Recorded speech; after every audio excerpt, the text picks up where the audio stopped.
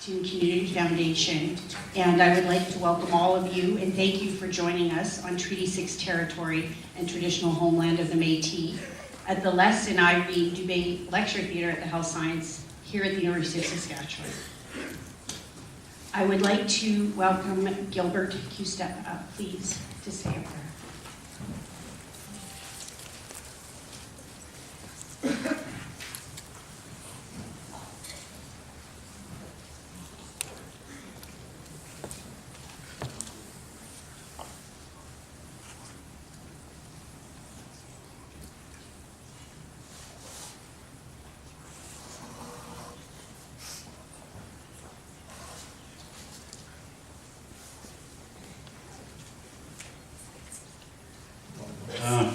Good evening, everybody. Again, my name is Gilbert Q-Step. I'm originally from the Alta First Nation and that, but I reside here in Saskatoon with my children and all of my grandchildren here. Like, I'm very rich in grandchildren, but however, I'm up here in that to say the opening prayer in that and to welcome a very special man that has done so much for those of us that went to these residential schools and that, and I admired him the first time I've seen him in that, and all the hard work that he did with the other commissionaires.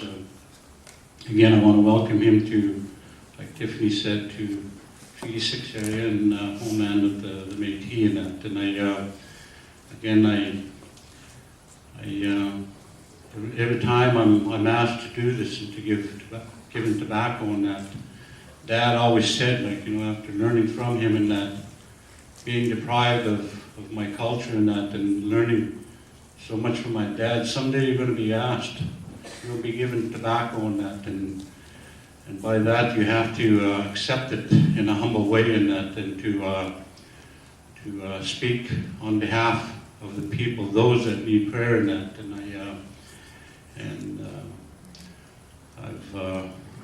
I've taken that teaching in that, and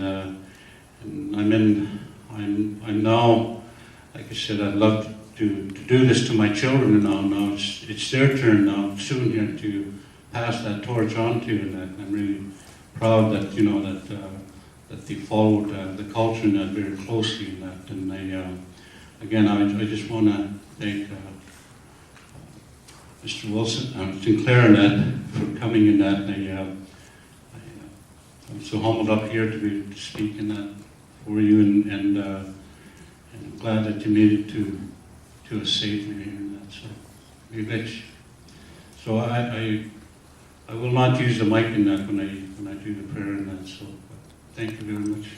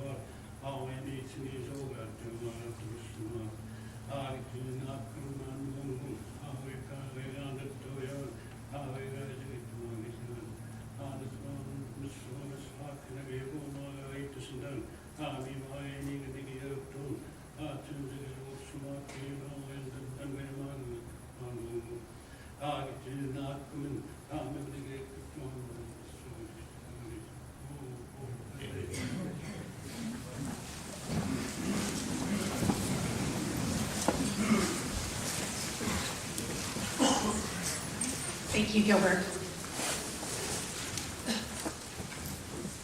So again, I'd like to welcome everybody here. I'd like to thank, first of all, our sponsor for this evening, Nutrien, as well as our partners, the University of Saskatchewan and the Saskatoon Tribal Council.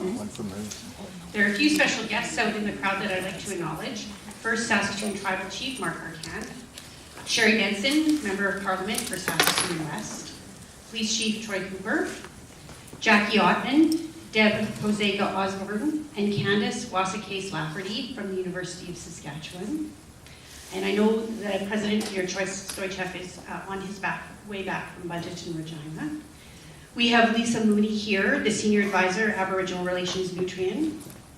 And we also have some elders and support people here. Our elders, Judy Pelly and Gilbert Kustep, are here, as well as we have a nurse down in the, everybody give them a wave, our support people.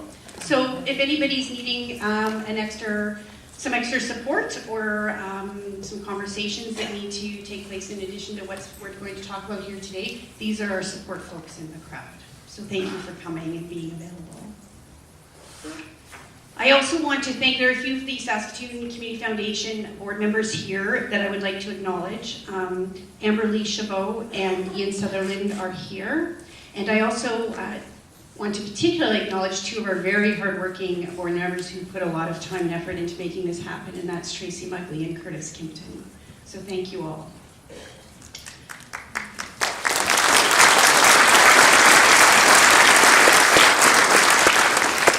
So as many of you know, the Saskatoon Community Foundation has embarked on a journey of reconciliation themselves. It led last September to Wasikwin, the 2017 Nutrien Saskatoon Community Foundation Cultural Gala. And this unique event embraced the spirit of reconciliation among Canada's Indigenous and non-Indigenous citizens. It honored residential school survivors, acknowledged the stormy history revealed by the Truth and Reconciliation Commission. It also suggested possibilities of a brighter future shared by all Canadians as the sky clears. And this 2017 gala inspired the creation of a legacy, the Community Fund for Reconciliation, which is going to forever support the work of reconciliation in Saskatoon. Thanks to our many supporters, in 2017, the Saskatoon Community Foundation announced that we would commit a minimum of $100,000 to be granted to reconciliation initiatives in 2018. Later this spring, the first round of grants from the fund are going to be announced. They will promote new ways of living together through partnerships among Indigenous-led and non-Indigenous groups in Saskatoon. And through this fund, the Community Foundation and its donors and its sponsors have created a means to gather and share resources so we can all create this brighter future together. This is one of those events. The Saskatoon Community Foundation is very pleased and frankly honored and humbled to be hosting this evening of reconciliation with the Honourable Senator Murray Sinclair. I'd like to invite up Jackie Ottman, who's the University of Saskatchewan Provost of Indigenous Engagement, to say a few words.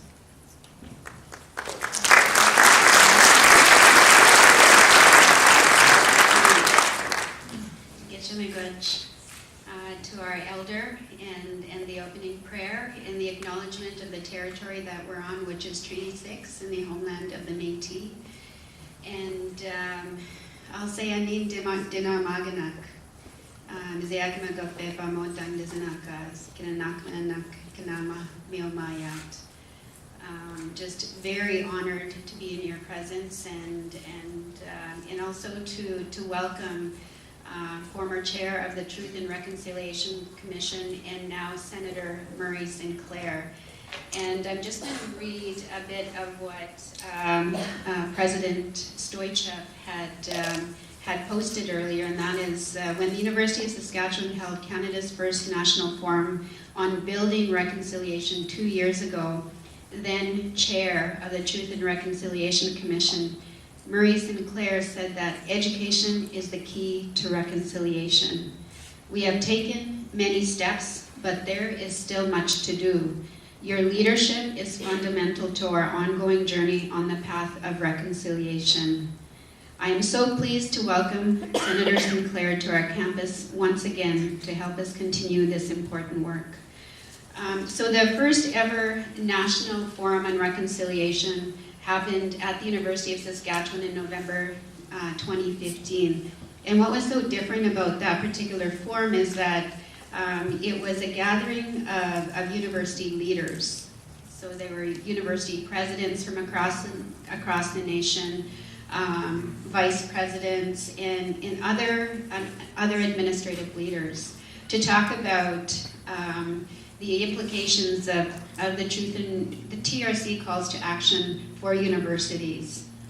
And that was significant to bring those leaders together because of the circle of influence that they have in our institutions.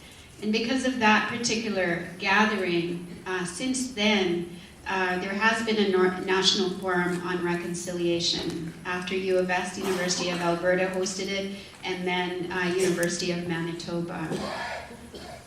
And I always go back to I'm always reminded about the importance of reconciliation and the responsibility that we have to it, especially when you think about the whole truth and reconciliation process.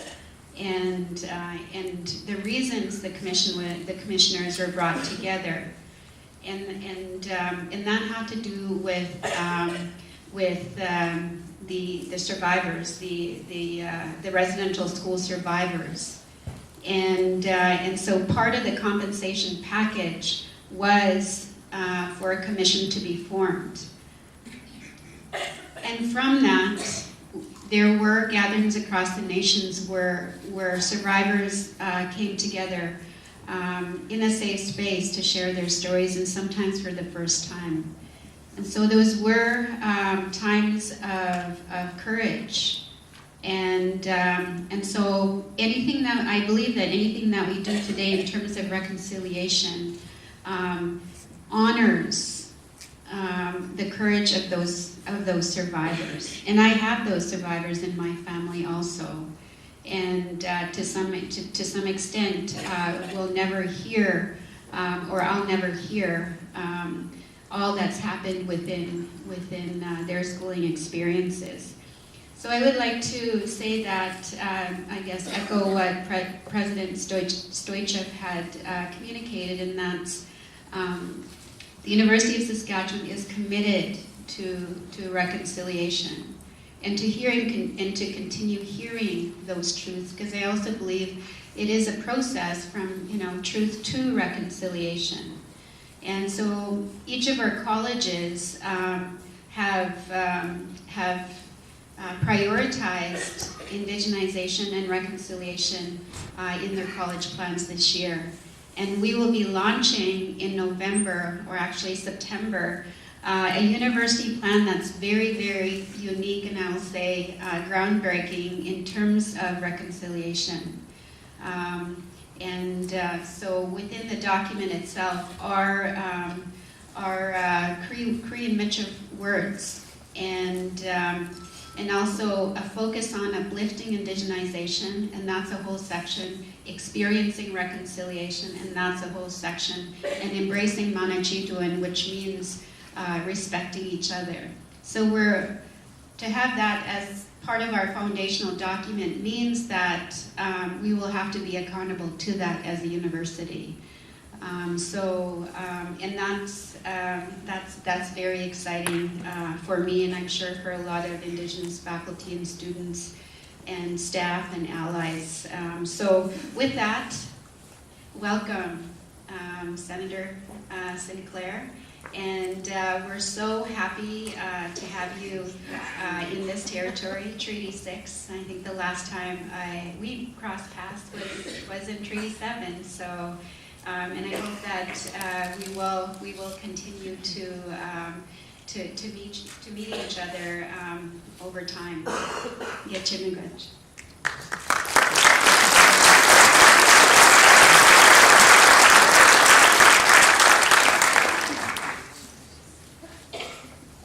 So before I invite the tribal chief up, I just want to let everybody know how the evening and the conversation is going to flow tonight.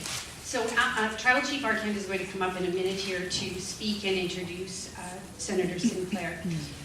After that, Senator Sinclair and Leanne Bellegarde will come up to the front to our chairs, and they are going to have a conversation and about reconciliation and some of the experiences and the thoughts and the wisdom by Senator Sinclair. After that, we are going to have an opportunity for the audience to ask questions. And I'm going to let you know that last week I was on a telephone conversation with Senator Sinclair, and he said to me when he was getting ready to formulate his own remarks, what did I think Saskatoon wanted to hear? And that is a question I felt a bit shy about, because I didn't think I could answer that on, of course, behalf of Saskatoon. But I can tell you that one thing I did communicate to him, that there are a lot of people in Saskatoon, including myself, who truly want to embrace the principles of reconciliation. And so there is, though often we find a bit of shyness or awkwardness on how to embrace that and do the very best thing for our community. And so we would be interested in hearing from his perspective and his leadership on enacting those principles in our day-to-day life in Saskatoon to make our community stronger for everybody that lives here. So I say that because I think often in these types of events later there may be a shyness or an awkwardness to answer questions, so I'm putting my own out there right now, and I would encourage you to think during the presentation of something that you may want to ask or discuss with Senator Sinclair. So I'd like to invite the Tribal Chief up, please, for the introduction.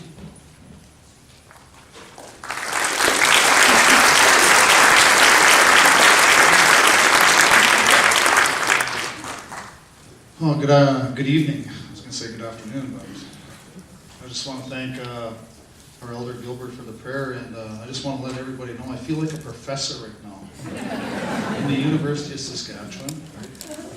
Thank you, Senator Sinclair, because you made me feel special today like a professor, so I appreciate that. I didn't like that either. I just have... When I was asked to do this today, Senator, the first thing that came to my mind was the residential school survivors, right? And what I want to do this evening before we get to what we have to do here, you know, if there's any residential school survivors, can you please stand, please?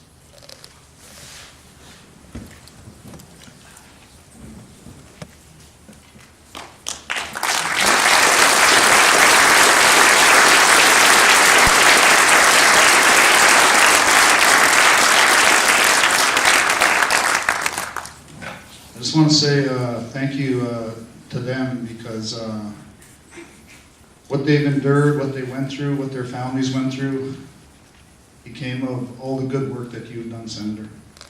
And what you've done in the last 2 years in regards to Truth and Reconciliation calls to action has given me a bright light to really work for our First Nations people and our Métis people.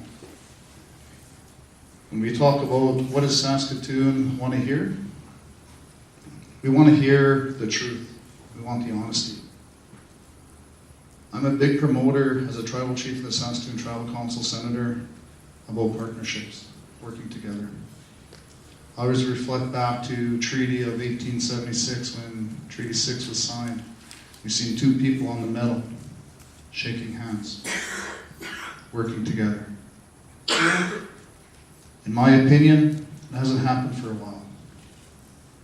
We go through a lot of trials and tribulations as First Nations people.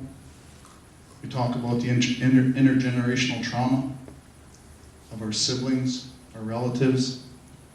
We look at the systems of injustice in this province, and those are real. And if they make you uncomfortable, I'm sorry. But they have to be talked about, because working together will solve these problems. When we look at the provincial institutions of correctional systems, City of Saskatoon, there's 425 inmates, 300 of them are First Nations and Métis. Our Saskatchewan kids, First Nations children in care, families broken, families destroyed. How do we get those children back? I always consider myself a lucky young man. When I was 6 months old, my mother gave me to my great-grandparents. There was never a certificate on the wall that said I had to be put into foster care. That's how First Nations people grew up. We took care of each other. And the system came along and it destroyed our people. But I believe, through the hard work of the Senator and everything that you've done, Senator, we can make a difference. We can get back the way that we used to be. Because I believe working together is the only way to do it. It can't be us versus them or them versus us, because it'll destroy. It has to be about acceptance, acknowledging the First Nations people of this land. All the calls to action, Senator, that you've worked on with your committee and everything else has given me the drive to keep doing what I'm doing. And I'll continue to do what I'm doing because we're going to make a difference. We're going to lessen the numbers of our people in jails. We're going to lessen the number of our children in care. And it's because of the work that you've done, and I really, really do appreciate that, because I'm very humbled and honored today to be meeting you for the first time in my life. And just by meeting you, you're giving me more and more effort to be honest with people and talk about the tough times, talk about the tough issues, but to move forward in those issues. And what are we going to do together to solve these social issues that we have? Right now in this province, but in this country, we have drugs, crystal meth, fentanyl, that are killing people. Those kind of drugs don't know a color, a race, an age, but it destroys families. And we're all in this fight together. And I really think that we all have to pull up our sleeves. We all have to do more. And I challenge everybody. What's your call to action? What's your difference-making ability? Mine is to stand beside somebody that's going to help everybody succeed. Because when we look at the numbers of people in institutions, and I've called out a few organizations, the government, and saying, show me the graduation rates of young offenders to the provincial correctional, to the federal institution. And those numbers are First Nations and Métis people. When you look at the economics of one individual being housed in a correctional facility for a year is $80,000 to $100,000. That's enormous on economics, on everybody's pocket. And when you hear the calls to action about calling on the federal and provincial governments to do more, we as individuals have to do more. Think about the children in care, the financial restraint on that. If we got everybody a job so they can provide to the economy, the economic spin-off would be better for every person in this province. For every person to buy their own home and not depend on government funding to provide a home, to purchase their own car, to send their children to a university, to become better educated so they can have a better life. That's the drive that you've given me, Senator, with the Truth and Reconciliation Calls to Action, and I want to personally thank you for the work that you've done. And it's my great pleasure and my honor to introduce Senator Murray Sinclair.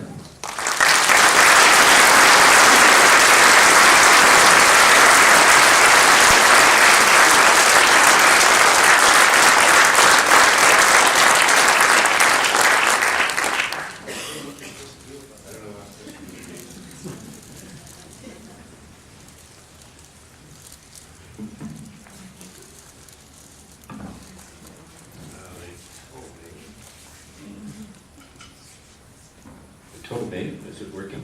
Yes. All right. Before I did anything, I was supposed to turn this thing on. Thank you. Well, welcome everybody, and thank you for welcoming me. And thank you to the elder for the opening prayer. Thank you, Chief, for that very kind introduction. I appreciate that a great deal, to be welcomed into your territory. And to acknowledge as well all of the survivors who are in the room, and also through them the children and the grandchildren, the nephews and nieces of survivors, all of the families of those who were affected directly by residential schools. We acknowledge all of them as well. Introductions, though, are always a little uncertain for me, because I've been to many events now. I get on average about 10 to 15 public speaking invitations a month, and I can only accept maybe one or two. And over the course of a year, I might do on average about one a month. And when I go to an event, we always send ahead, of course, some material for the people to introduce me with, and sometimes people want more, they want less, and so we're never quite sure what to send. And at one event, University of Toronto, that I was asked to speak at to the law school students, we sent ahead my resume, and the young Indigenous law student who was introducing me, she stood up and said, "Well, I have Justice Sinclair's CV right here," she said, "and it's really long. It's almost 28 pages long. So I don't want to read it to you, but I want you to know that I read it. And I can tell you this, he's a well-rounded man." So I admire succinctness. Accuracy, I'm not so big on. But, and also here at an event in Saskatoon, during the TRC, early on we were holding a survivors meeting near here, and at the gathering, all the survivors came together, and in Saskatchewan, that was one of the first time we had so many survivors. I think there was probably close to 1,000 survivors all gathered together in that room at that time. And of course, they're all visiting, they're all chatting, and they're all talking about their memories together, and having fun and making jokes. And we were supposed to start at 9 o'clock. Well, 9:30 rolls by and they're not settled down yet. 9:45 comes up and they're not settled down yet. And there's a survivor who's supposed to introduce me. And he keeps going up to the microphone and says, "Everybody settle down," and they won't, so he gives them a few more minutes. Finally, he said, and this is the shortest introduction, incidentally, that I've ever had. He introduced me in 7 words. He said, "Shut up. Sit down. Here he is."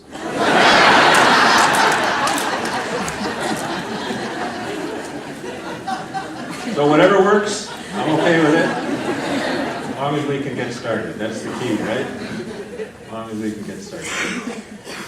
And so where are we going to start tonight? It's always an area of uncertainty for me as to where everybody in the room is with regard to the issue of residential schools, the truth about schools, and about reconciliation. So let me begin by showing you a video. And then I'll pick up on the video and we can talk about what the video tells us, or shows us, or makes us see. So my trusty assistant over here, my beautiful assistant, has promised that he will start the video for me. So just watch the video and then we'll have a chance to chat about it. Thank you.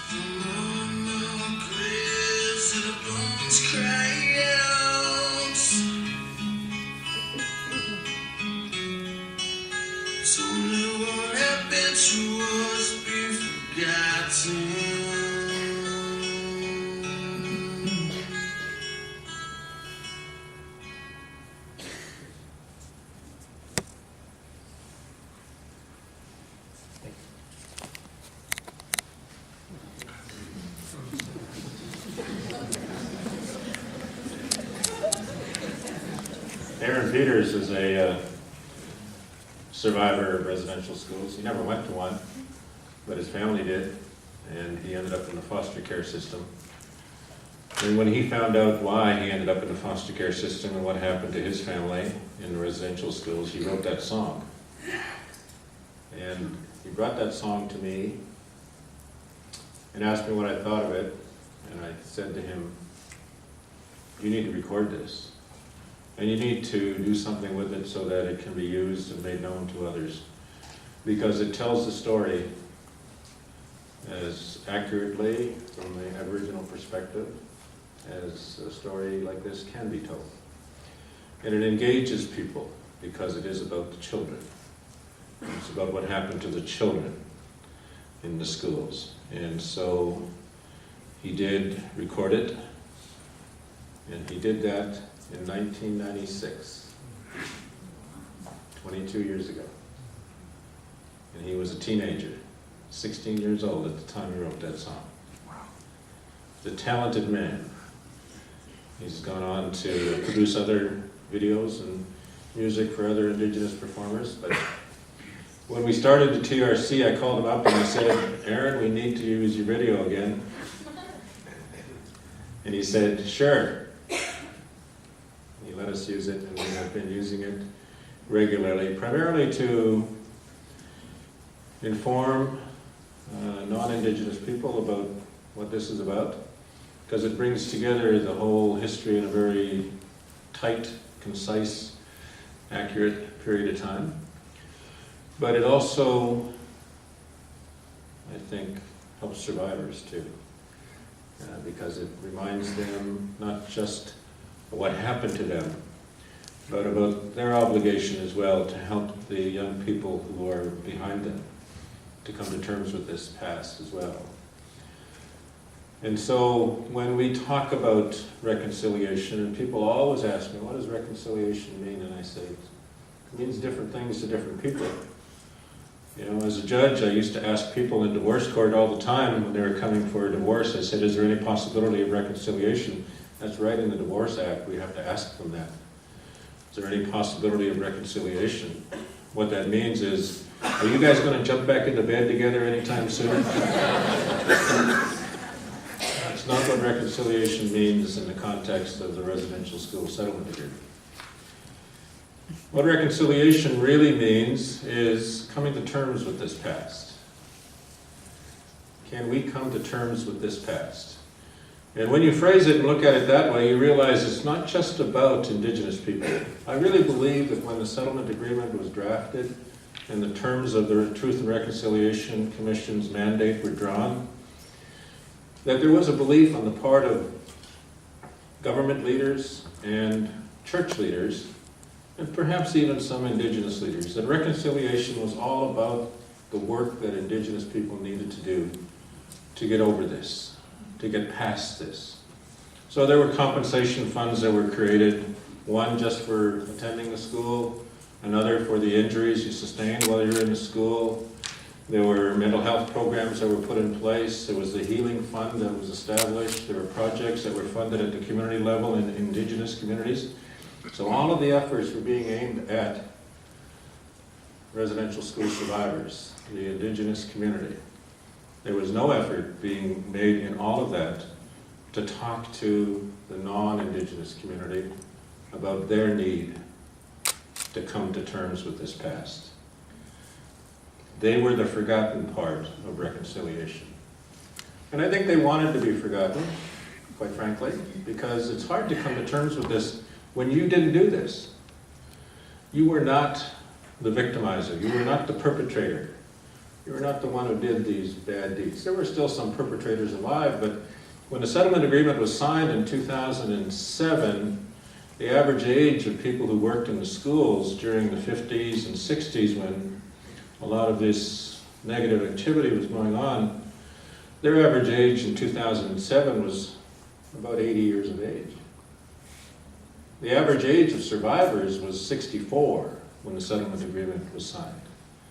And so the survivors were leaving us at a steady rate during the period of the settlement agreement and the period of the Truth and Reconciliation Commission. But by the time the commission got underway, many of the people who worked in the schools were also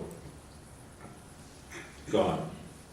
So particularly the perpetrators. There were a few who were around because there were some really negative things that some people did in the 70s and 80s when the schools were winding down. And they were often identified and hunted down by police and others. Sometimes they were not. But those who were known were identified, but many who were named and identified as perpetrators historically were no longer a reconciliation because they looked at the South African Truth and Reconciliation Commission, which talked about the importance of forgiveness to reconciliation. Archbishop Desmond Tutu, in fact, said that there can be no reconciliation until the victim forgives his perpetrator. Then there will be reconciliation. Then he is ready for reconciliation. And that's, I think, partly because of his religious upbringing in the Anglican Church that he advanced that discussion. And for many people, in order to be able to get along together and live side by side in the same community, maybe even in the same country, certainly in the same family, you can't do that unless you are ready to forgive the perpetrator. So domestic violence situations, for example, a husband is accused of or perhaps convicted of beating his wife or children, and they want to continue their family relationship, and he goes for treatment, and he stops doing what he had been doing, and he commits to a new way of living, and he shows that he's ready to change his ways and proves it over a period of time. Well, at a certain point in time, in order for that relationship to have meaning for both sides, there has to be forgiveness. I know that. So forgiveness can be important in some relationships, but forgiveness is not essential to reconciliation. Reconciliation is about coming to terms. In other words, figuring out a way that you can deal with this incident in your past so that you are able to move forward, so that you are not paralyzed by the fear that it might generate within you, and you are not paralyzed by the anger that it continues to create. And it allows you to have healthy relationships with other people. Because that's what it is that we do as human beings. We have relationships with people all the time, and they're healthy relationships, even when we argue. I'm a master of reconciliation. I want you to know that. Because my wife is from the bear clan. I'm from the fish clan.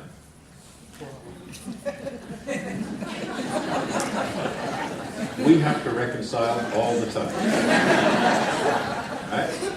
Because she says the fish only exist to feed the bear.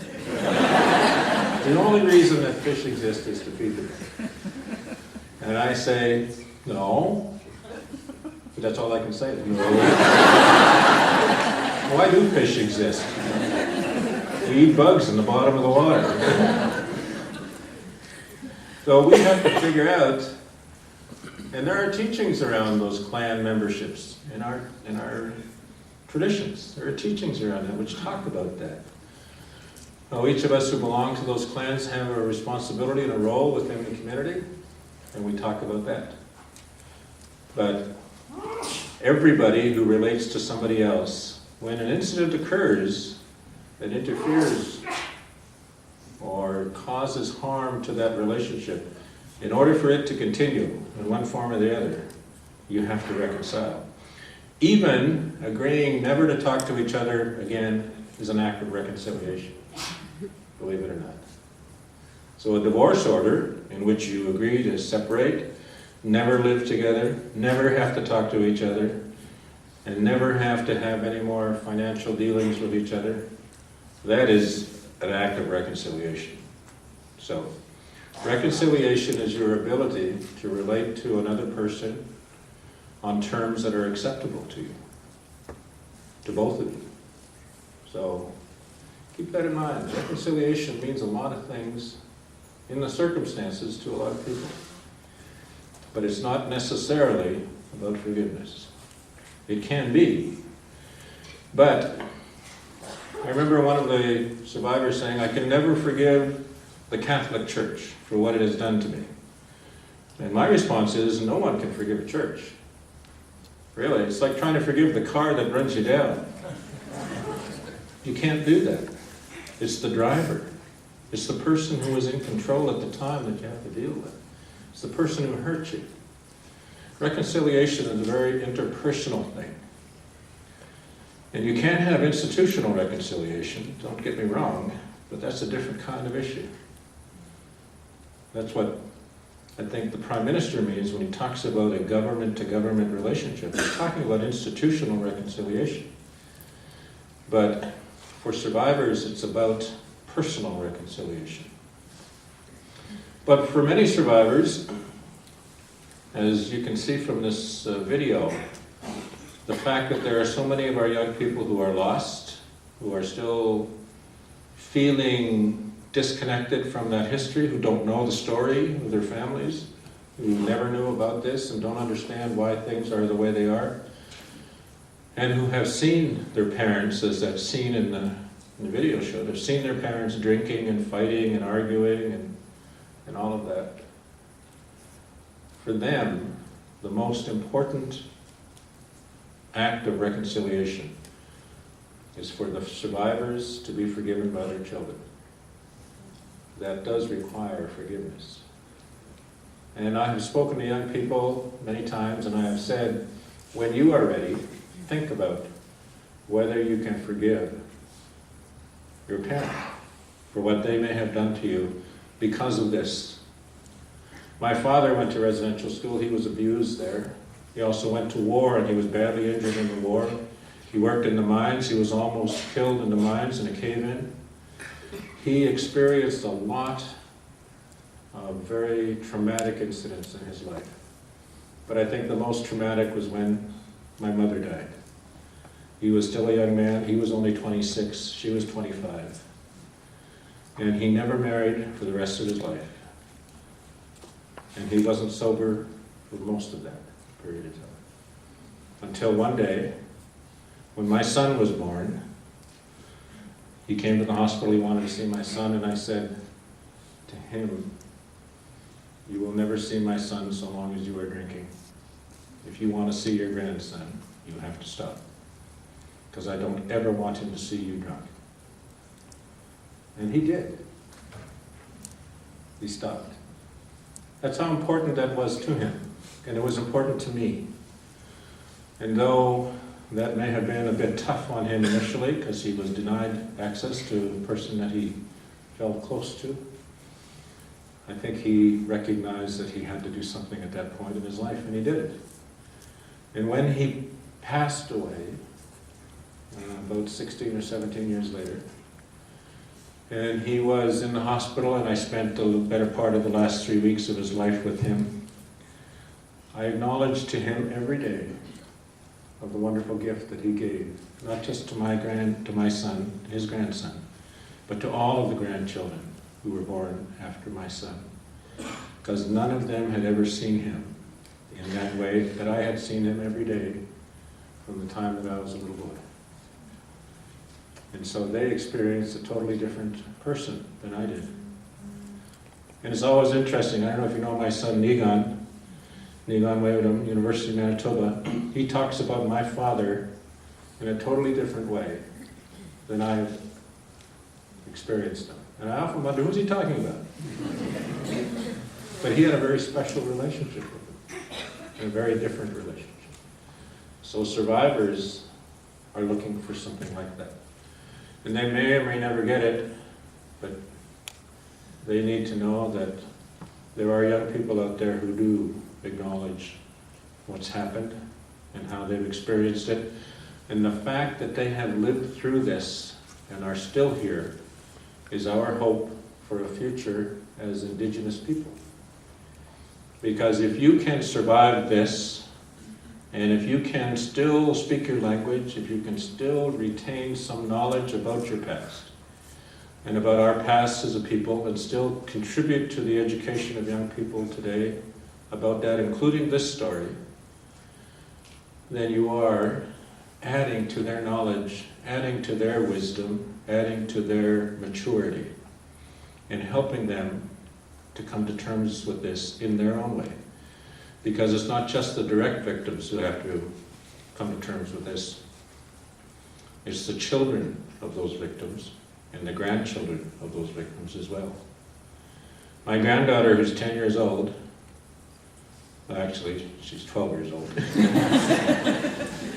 Well, actually, she's 12 years old. She's much taller than I am. She had to come to a reconciliation about this, because when she learned about it, she got very angry at the government. She got very angry at the churches. She got very angry at white people for doing this to her Muslim, for doing this to her relatives, her ancestors, to her aunties. She was very angry for a little while. And so we had to help her through her own process of reconciliation, as we do with all young people. Part of what we see among young people today is that anger. There's a lot of things going on with them. Anger is one of them, but a sense of not belonging, a sense of hopelessness, all of those other things that contribute to the decision-making process of our youth are all there. But part of it is reconciling with this as well. So we must never forget that. And we must always try to help them. And part of that help is going to come from you survivors. You need to talk to them. You need to let them see you healthy. You need to let them know that you're okay despite this. You need to let them know that you love them and want them to be better than maybe you have been. Because if they think this happened to you, then they think it could happen to them. And they're living in fear. And we don't want that. Our existence as a people has been challenged from the outset I need that little toy device that you said I could play with. Thank you. Oh my God. There's 2 buttons on here. And I know one of them is going to cause something to explode. So. But you know, we had a pretty good relationship of equals. I can't say it was a balanced relationship. Things based on economics usually aren't, because the person with the economic power usually controls the relationship. But we had enough power to be able to walk away from the relationships that were in place prior to Confederation. But Confederation really did change everything, you know. Confederation was a period of time when laws were passed that extended jurisdiction of one government over our lives. And there was a reason why, of course, Confederation wanted to get into the West. A lot of it had to do with wanting the land in order to be able to expand its sovereignty, its territory, to be able to send economic power into the West as well, take advantage of the resources that were here. All of that was important to the government of the day. There had been a federal, what became a federal law, but was never recognized, a constitutional law in 1763 called the Royal Proclamation, in which the King of England promised Indigenous people in North America that he would never interfere with their lands, and he would never interfere with the way they did their own business until they agreed. So in Western Canada, or when Confederation occurred, and Canada wanted to expand into the West, the British North America Act of 1869 had a provision in it which said that the government of Canada had to enter into treaties with the Indigenous people in the West in order to get them to surrender their interest in the land, and in keeping with the Royal Proclamation. In other words, you can't just go there and take it. You have to get them to agree. And that's part of our Constitution. And in most parts of the West, it's never been fulfilled, which is what gives rise to land claims. Just imagine if somebody decided to take over Saskatchewan without your permission. Well, actually, it did happen once, but it could happen again. Just think of that. You would want to have a say in that. And Indigenous people did as well. So the treaties were entered into. And one of the provisions in the treaties is what's called the Schools Clause. It's actually about education, because when you read the negotiations around the treaties, it's always about, they wanted schools to be built in their communities so they could have their children, the Indigenous children, educated the same way as the little white children were being educated. So they weren't asking for residential schools. They were asking for schools that would allow their children to be able to compete in this new society that was being created. And so the Schools Clause was contained in all of the treaties in Western Canada. And Treaty Number 1, for example, has this provision in it, and it's repeated in almost all the treaties after Treaty Number 1 in 1870. Her Majesty agrees to maintain a school on each reserve hereby made whenever the Indians of the reserve should desire it. So, ask and ye shall receive. It's a biblical quote, right? But it was in the treaty. It was an extracted promise. It wasn't originally in the treaty. The government showed up, they had a prepared document, and this was one of the terms that was negotiated and had to be written in. But that was written into Treaty 2, 3, 4, all of the treaties in the West. A similar clause. And whenever you want a school, we'll build it. But the government didn't believe in that provision at all. They promised it, but they had no intention of carrying it out. In fact, schools were not built on the reserves in keeping with any of the treaties for the better part of 50 years. Because the government said it was going to be too expensive. The intention, of course, was to take all of these uncivilized children and put them into institutions where they could be civilized, because otherwise they were going to continue to be socially and intellectually inferior. Sir John A. Macdonald in 1883, my hero. I was asked one time by a historical society on the birth date of Sir John A. Macdonald, I think his 125th birthday, if I would do a paper and present it on the subject of Sir John A. Macdonald, and I said, sure, I'd love to. So he said, could you send us a précis of what you want to say? I said, absolutely. So I didn't even send them a précis, I just sent them the title. The title is, Why I Hate Sir John A. Macdonald. I didn't get to deliver that paper. But this is what he said. This is in Parliament. This is a quote from Hansard. When the school is on the reserve, the child lives with its parents, who are savages. He is surrounded by savages, and though he may learn to read and write, his habits, training, and mode of thought are Indian.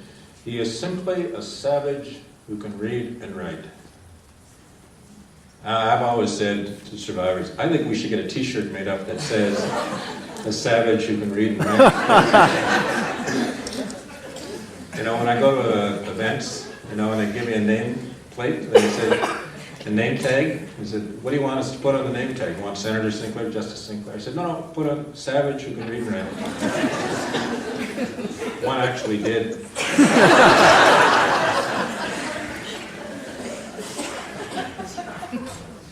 And this was a visual. They used this visual in order to promote the idea of what it was going to be. It was going to take these savage Indians on the left and turn them into the civilized Indians on the right. It's a picture of Sir Thomas More, who went to the Regina Indian Residential School in the 1880s. And they dressed him up. Like, he didn't look like that on the left. In fact, those who know traditional garb will tell you that he's wearing at least 3 different tribal outfits there. Plus, on top of that, he's got a little 6 gun in his hand. So he's a cowboy and an Indian. So that's how they wanted people to think of Indians on the left. And what the image of civility, or civilization, that he was going to move to was on the right. And look how sophisticated that guy looks, eh? Isn't that amazing? Who wouldn't want their daughter to marry that guy? Well, probably most of Canada at that point, but still. Just look at him, what a handsome dude he was. Eh? But on the left, no way, wouldn't even want him in town. So this same message was delivered in public schools. People often say, you know, there was only 137 residential schools listed in the settlement agreement that the government ran. There were other schools that the churches ran as well. About 1,300 other schools that the churches ran. But the government itself only ran 137, so not everybody went. But why were so many kids damaged by this educational experience then? And it's because the public schools. We all went to public school. And in the public schools, they didn't beat us necessarily, although, you know, discipline was pretty harsh in public schools in the 50s and 60s. Not that I had any experience with that, but you know what it was like. But still, in the public schools, they taught the kids that Indigenous people were inferior, were intellectually incapable of understanding this idea of colonialism and colonization and empire, that they had nothing to offer this new dominion of Canada except to get out of the way of the expansion of this wonderful idea called Confederation. And they also taught, of course, that European people were superior, because when you studied the rise of civilization in the public schools, it was always European civilizations that were rising. Right? It's always Greeks and Romans and people in Egypt. See, it was always their civilizations that were rising. We never studied the Mayan civilization or the Incas in South America, who had a civilization that was even greater than anything that Europeans had to offer at the time of contact. We had a better understanding of science through them and the stars and agricultural techniques and all sorts of elements of thinking. But we never studied them. I often ask people, do you know where the world's biggest pyramid is? Egypt, right? Egypt? It's actually in Mexico. And you think that those Egyptians went over to Mexico and built it? No, they were built by indigenous people in Mexico. They were fantastic scientists, craftspeople. They had a really important civilization, but we never studied it. Instead, we studied about how savage the Indians were and how they cut out the hearts of all of those missionaries and ate them and burned them at stake and all sorts of mean, cruel things they did. I always loved Daniel Paul's book, We Were Not the Savages, because he talks about that. But public school dropout rates in the 50s and 60s when I went to school were very high. Partly because kids just didn't like, indigenous kids just didn't like going through that experience. It engendered racism. Not only were the teachers teaching us something which they didn't understand was racist, but it encouraged other kids to tease us about being indigenous, to shame us, to humiliate us. We were nothing but dirty Indians, savages, heathens, pagans. Nobody knew what heathen meant, but they called us that anyway. And it's because of the public schools. And so we dropped out. I started school with about 60 other indigenous kids, and I was the only one to ever enter university. I was only one of 2 of us who ever went through high school and graduated. Isn't that interesting? Public schools did that to us, and they still do to a certain extent. We still have the highest dropout rate of any group in society. It's dropping, but it's still very high. In addition to that, kids were taken away from their families and sent to these residential schools by the thousands. 150,000 went only to the government schools. You know those 1,300 other schools I told you about that were run by the churches and by the provinces? They're not even counted in that. And if you count them, that's another 300,000 or 400,000 as well, easily. So lots of kids were forcibly removed. The Indian Act was amended in the 1920s to say that every parent, every Indian parent, had to send their child to a school designated by the Minister of Indian Affairs. And the Minister of Indian Affairs only ever designated residential schools or public schools nearby. But you couldn't go to a school on your reserve because the government didn't want to build them. They were too expensive. The Americans stopped building boarding schools in the 1930s, incidentally, which is why their culture flourished a lot more than they did in Canada. Because in the 1930s, that was probably only 3 or 4 generations of kids that actually went to a boarding school in the United States. We had residential schools in Canada for 7 generations. 7 generations. It's almost 120 years. And when you think of the impact that 7 generations of demeaning treatment would have upon individuals and family, you appreciate the harm that can be done. They lost their contact with family, with community, with their culture, with their language. Their spirituality was damaged because they were only given spirituality in the Christian churches. And many of them didn't quite understand what that meant. We had survivors, more than one, who came to us and said, I don't want to be a Catholic anymore, I want to be a Christian. And I'd say, well, you know that Catholics are Christians, right? He said, no, they're not. That's not what the Christian church tells me that I go to. Well, because they're fighting for your soul, that's why. But one guy came to us and asked us if we could help him get excommunicated. I said, sorry, I got a lot of power here, but I don't have that power. But the emotional, cultural, and spiritual violence that occurred to everybody. People talk about the fact that they managed to get through a residential school without having to undergo or to receive abuse, physical or sexual abuse, and that's true. Probably less than 50% of the children who went to those 137 federal schools experienced physical or sexual abuse. But the others certainly lived in fear of it. They had to, because it went on in every single school. That's why they're all listed. Every single school that the federal government ran had somebody who experienced physical or sexual violence. Every single school. Think of that. If we had a school system where every single school in that system caused a child to be physically or sexually abused, what would we do to that system? We'd shut it down. We'd make sure it never was allowed to continue. But this one continued for 130 years. 1996 was when the last residential school was closed down. But the loss of the children to the communities was probably the most single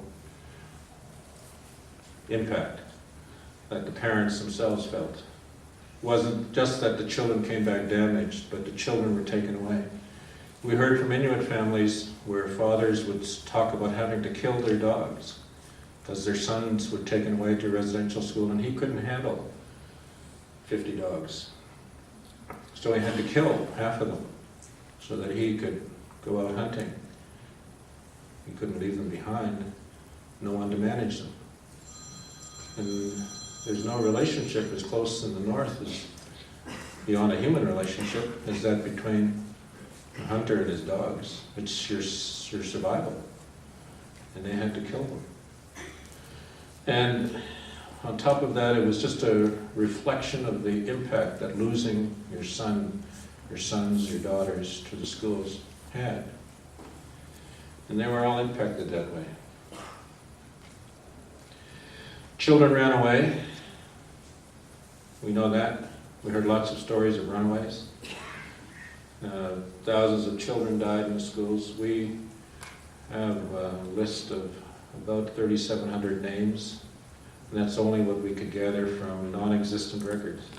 Government stopped keeping track of deaths in the schools in the early 1920s after they had been warned by a government official that if they continued to allow children to die at this rate, they would be opening themselves up to a charge potentially of manslaughter.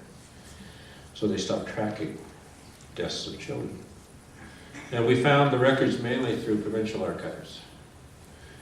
Thousands of lawsuits occurred beginning in the 1980s, of course, and the settlement agreement was reached, which resulted in a payment of $5 billion. $5 billion. Think of what that would have meant to the economy if it had gone to something other than paying for compensation for injuries. $5 billion had been paid, in addition to what was spent on the schools. If $5 billion had been paid into a fund to allow for economic development in First Nations communities and Inuit and Métis communities, we'd be talking about a totally different picture here. And this doesn't speak to the damage that's been done to the families and the costs of that, the health damages, the loss of economic return, the unemployment rate, the social welfare costs, child welfare costs, the incarceration rates, all of which have a direct connection back to Indian residential schools or the public school system for doing what they did. But I've always said this was about education, although they were not very well-run schools. In fact, for almost half of their existence, people didn't even have to have teaching certificates to be able to teach in a school. You didn't have to be certified as a teacher. Most of them weren't, in fact. They were hired simply to corral the kids and keep them there so that they could be indoctrinated into a new culture. But education does hold the key to reconciliation. We have to change the way that we talk to and about each other in the future if we're going to change this. And all of the things that the foundation here in Saskatoon is doing, is helping this community to do, is the key to that. It's part of that. Community foundations are an important part of how we change the community's thinking. And in addition to that, corporate world, the institutions like the University of Saskatchewan and the educational system itself generally all have to start doing their business better. Because otherwise the dropout rates will continue to be as high as they are, and we can't afford to continue to do that. So I did promise some time to have a discussion with Leanne, but I was trying to kill time because I know what the discussion is going to be like with her. And those of you who know her know that I am in for it now. Because I think she's bear plant secretly. But anyway, thank you very much for your attention. And I'd like to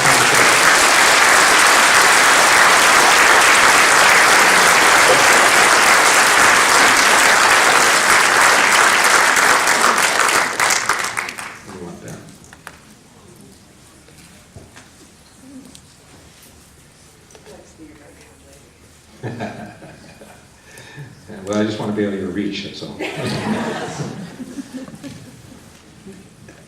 gonna be a long drive home to the hotel. Okay. I can swim.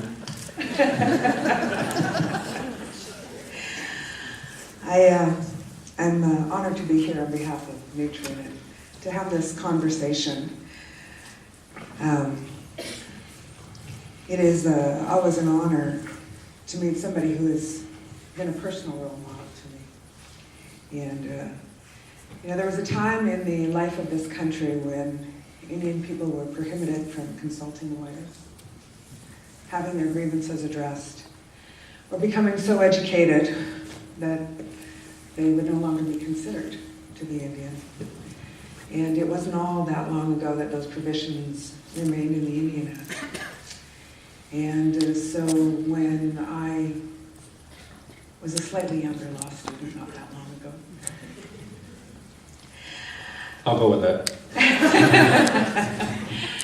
There, of course, were not a lot of role models of our people who had become lawyers or who served in Canada's justice system in any way. We were often on the other side of the law. And so as I entered the University of Saskatchewan to study the College of Law, I looked around the country to see who I might know, who could be a role model or a beacon for me. And then Justice Murray Sinclair was one of the ones. And that inspired me. And he was the first judge in Manitoba. And he has carved a path for so many of us in so many ways, but particularly for this young lawyer who, until only recently, in the last few years, ever got to meet you live. It's a little disappointing in some regards. You eat, you drink, you breathe. Your role models are these nice, shiny, happy, inspirational people, and then you find out they're human. So it is really an honor to be here and to have spent time with the good senator. And as a child of a survivor, I have much appreciated and admired his work in what it's meant to our family and to myself personally. And I appreciate you sharing and having a conversation. And this is a vital conversation tonight. And I really do appreciate the leadership of the Community Foundation for their commitment to continue the conversation about reconciliation, to lead it forward, and to have this important discussion. And so I've got a few questions that I'd like to start off with, and then we'll turn it over to some of you on the floor. But I've always, of course, had some burning questions. And I've got a captive audience here. And so I'm going to take advantage of it. So the Truth and Reconciliation Commission wrapped up in 2015, filed your last report, and the commissioners have moved on. You did get another job. So why are you still talking about this? Why does it still matter? Why aren't we over here? Well, it took us 7 generations, like I said, 140 years, 130 years of residential schools to create the damage that we see out there, the communities that are so dysfunctional and families that are in a state of disruption and chaos in individuals' lives, most of which can be attributed back to the residential school experience and the dysfunction that they created for individuals. And I always tell people, just imagine what it would be like for you to be taken away from your family and institutionalized from the time that you're 4 or 5 years old until you're 15, 16, 17, 18, and then they send you home.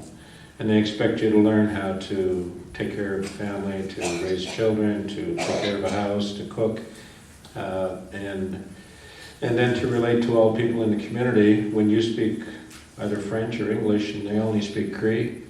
And that can be very disruptive to your relationship, and that continued from generation to generation, and it was a very negative experience. And so all of that is to say that the disruption that's gone on within the lives of Indigenous people and Indigenous communities, and between Indigenous and non-Indigenous people, because that's an important relationship as well, has been evolving for those 7 generations, and has become what we now see before us.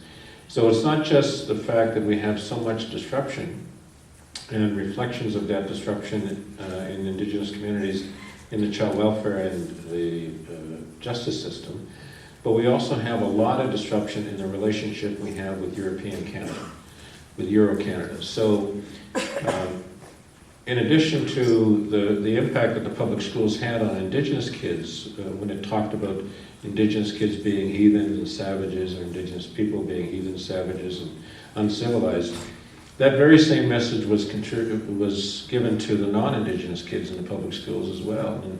And so they came to believe that we were inferior. They came to believe that their ancestors were superior.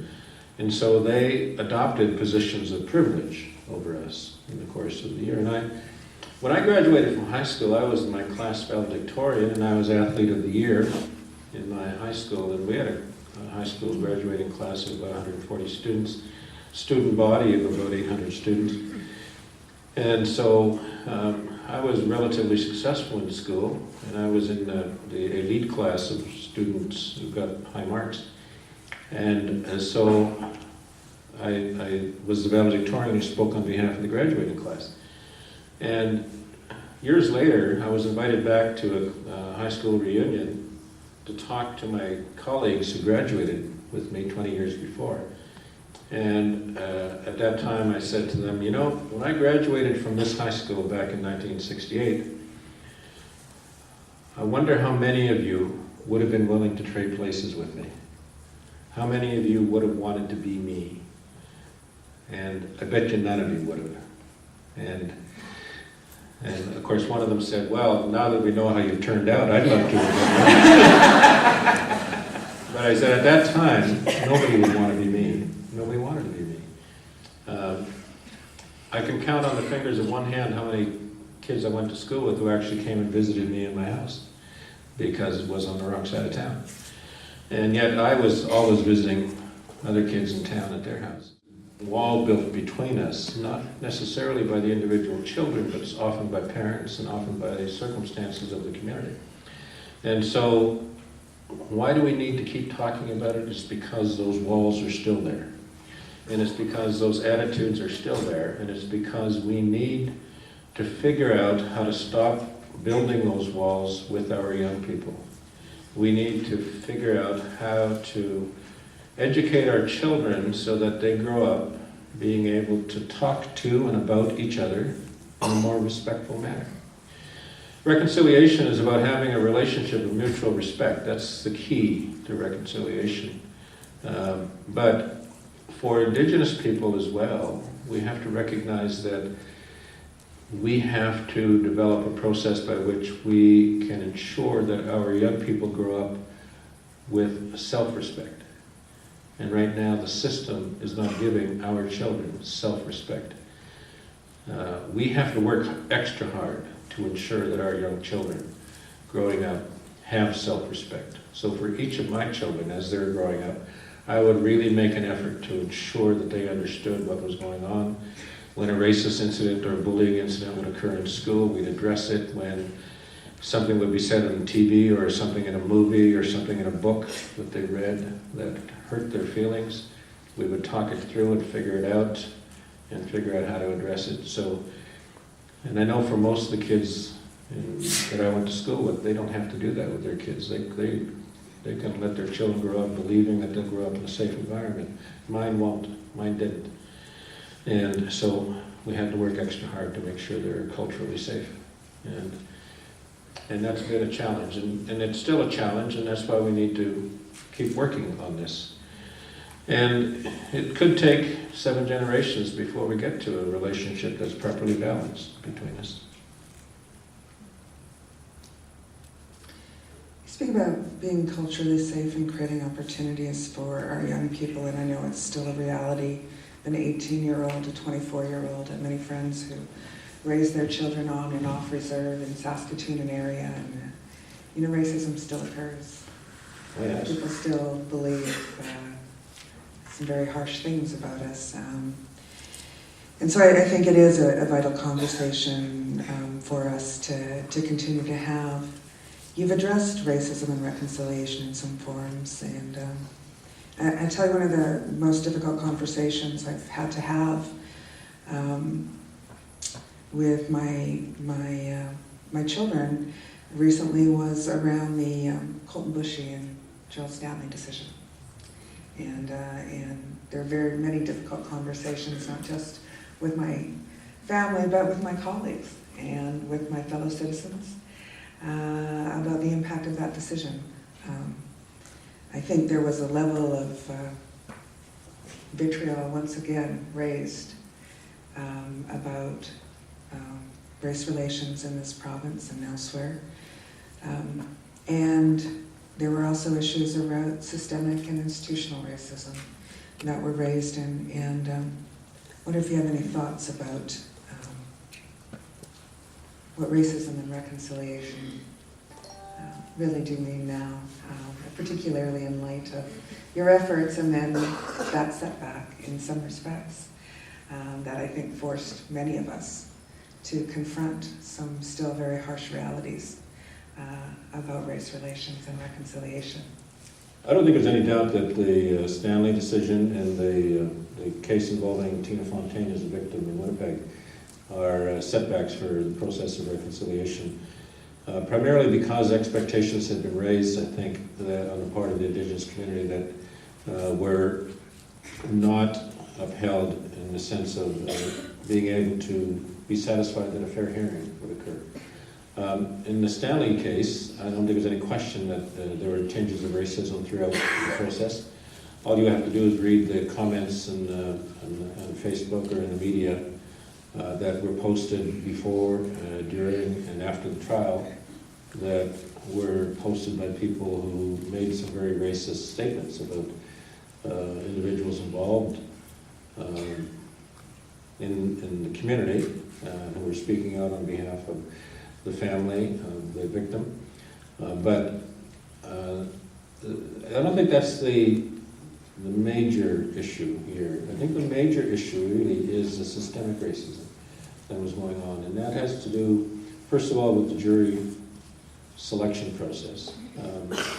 The jury selection process was flawed. In 1991, I was a co-author of a report through the Aboriginal Justice Inquiry in Manitoba, in which we pointed out that the ability that the current criminal code allows lawyers to simply reject somebody for no reason because they don't like the looks of him or the smell of him or her, or that they don't think this person's the kind of person they want on a jury without having to give a reason.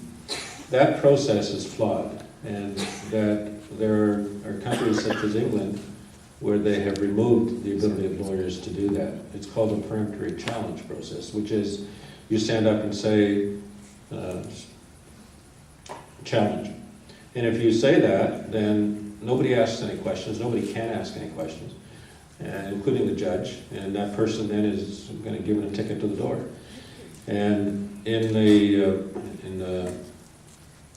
the Stanley trial, it would appear that the defense counsel used challenges to remove at least 4 Indigenous people from the jury panel that had been coming through without having any opportunity or without any questions being raised as to potential bias. And so the issue of bias in a juror is an open question, and I think should continue. So if you want to allege bias or challenge bias or search for bias, there's a special process that you can get the judge to initiate, which allows you or the judge on behalf of all lawyers to ask questions of every juror. Do you believe that you can judge this issue fairly? Have you ever been victim of a particular offense like this? Are you a person who has been involved with anybody in this situation before? So you can ask questions that will get to the issue of bias on the part of a juror. But when you have a process which allows you simply to say, I don't like the looks of that person because he or she is brown, or he or she is white, or she's a woman, or he's a man, makes for essentially an unfair process. A jury, by definition, is supposed to be representative of the community. In England, they take the first 12 names that come out of the box. So the names are drawn from a box, and the first 12 names are put on the jury. And those names are drawn at random, and the random process is supposed to be put in place to ensure that there is a randomness about it. Now, the randomness issue has been raised as a question in this case as well, as it has been with regard to other trials, but that's a bit of a different question. But the way that this trial appears to have occurred was that the counsel for the accused was allowed to set aside Indigenous people from sitting on the jury, so that you only ended up with a panel of non-Indigenous people. And that can't be fair, because think of where the trial was occurring. It was in a part of the province which has a huge population of Indigenous people, and you would think that at least 50% of the people in the panel should be representative of the community, but it wasn't. So that's a systemic issue. And the reason that's a systemic issue is because the system allows for it. And the system allows for it because at one time, the Crown used to select the juries. So the Crown would bring 12 people, and the defense counsel could say, no, I don't like that one, or I don't like that one.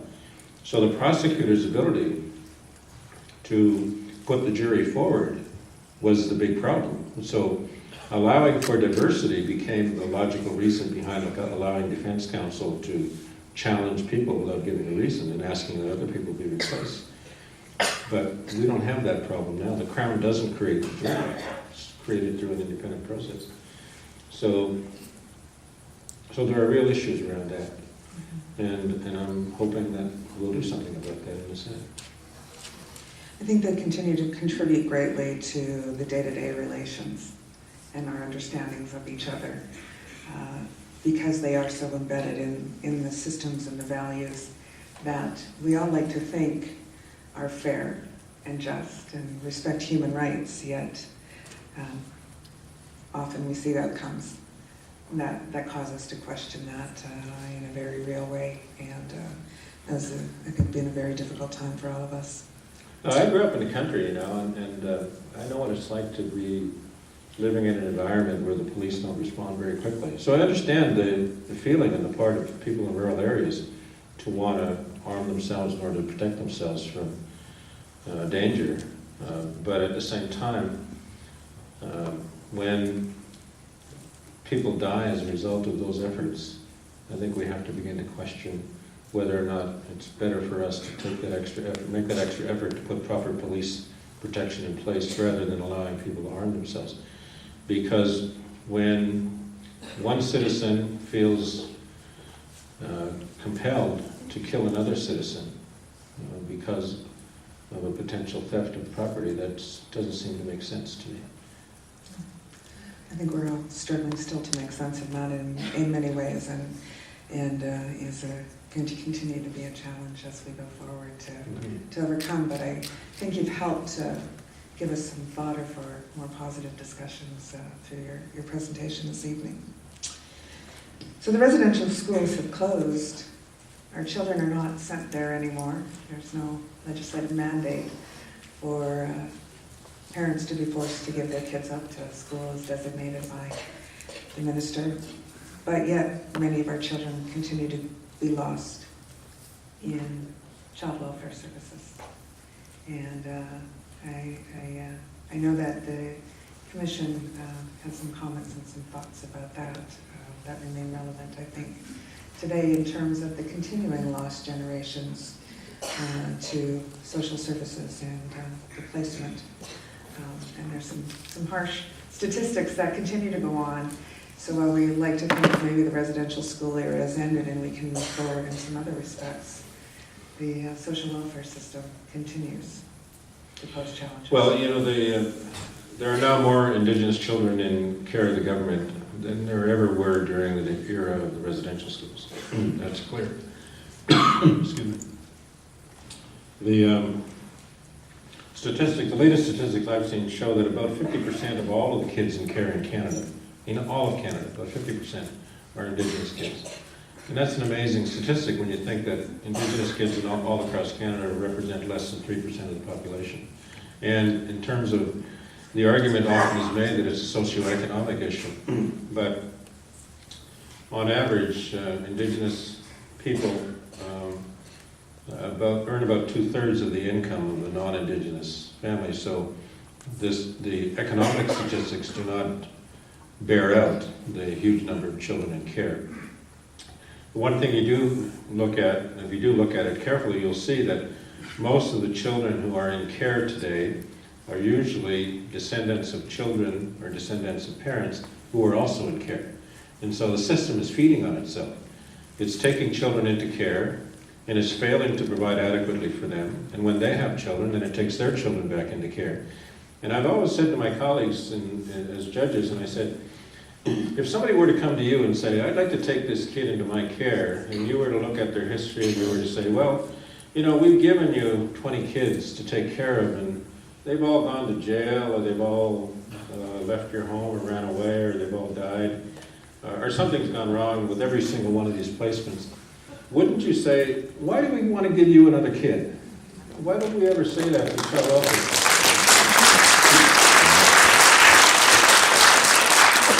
So judges should be saying to the child welfare system, prove yourself.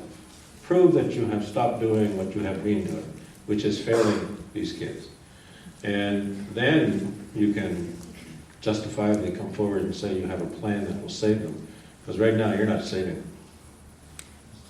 Thank you. One of the things you talked about in your presentation was the role of churches, both in the church government-run schools and in the church schools.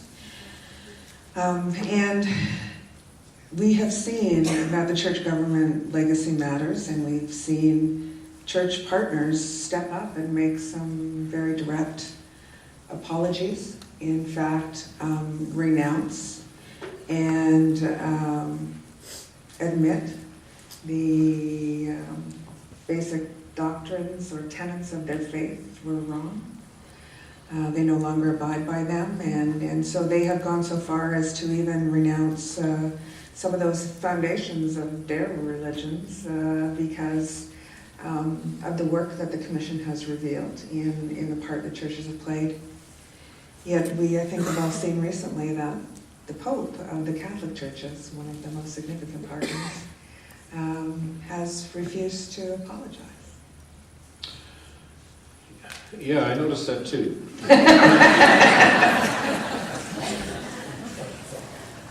First of all, let me begin by acknowledging the importance of all of the steps that have been taken by the churches that have stepped forward as churches, as entities, as national and international entities, to acknowledge the wrongs of the past, and to, in fact, not just acknowledge that they have contributed to the wrongs of the past and that people who worked for them did that, but also to acknowledge that they did it based upon a fundamentally wrong approach to the belief systems that they themselves carry.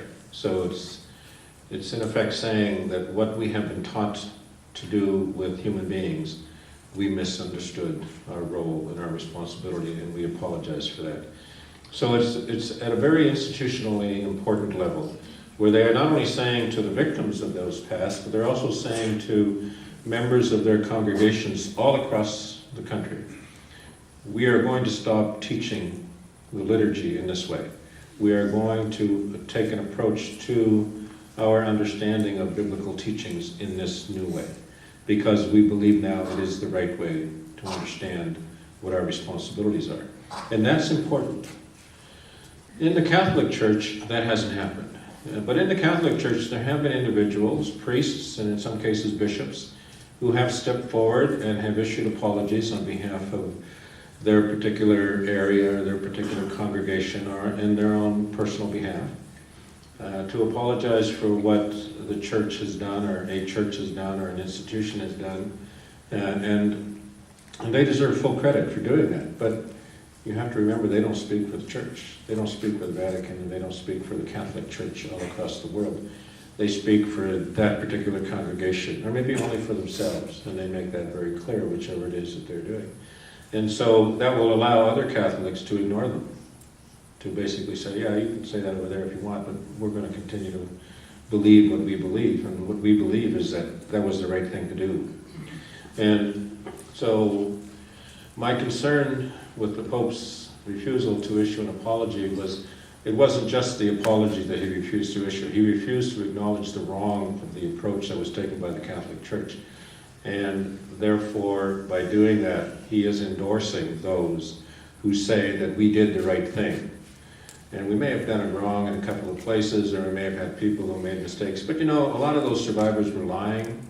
We think they were lying, so we don't have to believe them. So it's confirmed what a lot of the whisper campaign has been going on out there in some parts of the country. But it's also allowed members of that church to be able to deny that they did anything wrong because their leader has not admitted any wrongdoing. And that's important. And what really, I think, bothers me and should bother others is the fact that in Ireland, when it was known that priests in Ireland had abused parishioners in Ireland, they didn't hesitate to issue an apology. In South America, when it became known that Catholic priests in South America had abused indigenous people in South America, this Pope, Pope Francis, he apologized to the indigenous people of South America for what those priests had done on behalf of the church. So I don't understand why he can't apologize to survivors. Because survivors here who went to the Catholic schools suffered at the hands of priests and nuns and people who worked for the church in the very same way that those indigenous people in South America suffered, and the same way that people in Ireland suffered as well. And there are other countries where the Catholic Church has issued apologies as well. And so I think this isn't done yet. No, perhaps not. I appreciate the contribution to that ongoing conversation you've made. Before I turn it over to our mic holders, I'm just going to go back to the question that Tiffany started with, that I think all of us grapple with as survivors, as children of survivors, as fellow citizens, as corporations, as institutions. I know there's no easy answer, and you've offered lots of need to do going forward. And then pick one. You know, there's a call to action in there that's waiting for you. Pick one. Even if it's just talking to other people. You know, and people can do lots of wonderful things with it. I can tell you that, do you know Clara Hughes? Everybody know Clara Hughes, the Olympic athlete? She was one of our honorary witnesses. She went around to all of our national events and sat in and listened to survivor testimony, visited with survivors. She went to northern communities and visited with survivors in the north as part of her TELUS, I'm hoping it's TELUS Mobility. Anyway, whatever company was sponsoring her, Silicon Bell, but they sponsored her tour across the north, and she visited with survivors up there too. And she's a big advocate of mental health, and she knew instantly that mental health issues coming out of residential schools were a significant issue. But her mom is still alive, and her mom lives in Winnipeg, and Clara still goes back to visit her mom every once in a while. And one day she said to me, "I'd like you to come and see my mom." And I said, "Love to." So I went to visit her mom, sat down and had a chat with her. And her mom said to me, her mom was probably in her 70s, I guess, it's hard to say. She said, "You know, I wasn't sure what I could do. And so what I did," she said, "was I got together all my friends, and we decided to have a meeting every week and read one of the calls to action and talk about it so that we understood it. And if we didn't understand it, then we'd phone Clara and she would explain it to us. Or she would suggest somebody come and talk to us. So we've had speakers come in. And her group of about 20 grannies, they call themselves. So the grannies group gets together once a week to read the call to action and to understand it. And so I said, well, that's marvelous. That's great, because then they have conversations with other people and they talk about what they've learned. And she said, and she told me stories. She said, one of our grandmothers, one of our group, brought her granddaughter, who was pregnant, to the event and to listen. And we played a video of you giving a speech, she said to me. And after the video was over, we were talking about what you said in the video, and this granddaughter said, oh, that was a wonderful video. I love Justice Sinclair. I'm going to name my baby after him. And so she did. So somewhere in Winnipeg, there's a little baby named Justice. That's a true story. She named him Justice. So, it's a good thing I wasn't a senator then. I think that would have been a tougher name. Anyway, thank you. So we're going to go to the mics. Yeah, we're going to go to the mics. Thank you. So if you have some questions, we've got Dawn and Jesse. And just ask that you consider the topic, consider the forum, and the spirit in which we are trying to create conversations that will continue tonight, and try to avoid speechifying too much, and let's have a couple questions before we wrap up. Well, we have the place, well, this is scheduled to be till 8. It's only 8 o'clock, we got till midnight, right? Yeah, we got the place till midnight. I think you shut yourself off or turned yourself Did down. I? Did I? Right. No, we're We're good? still active. Good, all right. Just very quickly, we're going to ask everyone to keep their questions brief and to the point, okay? Thanks. All right. No dumb questions except the one you don't ask.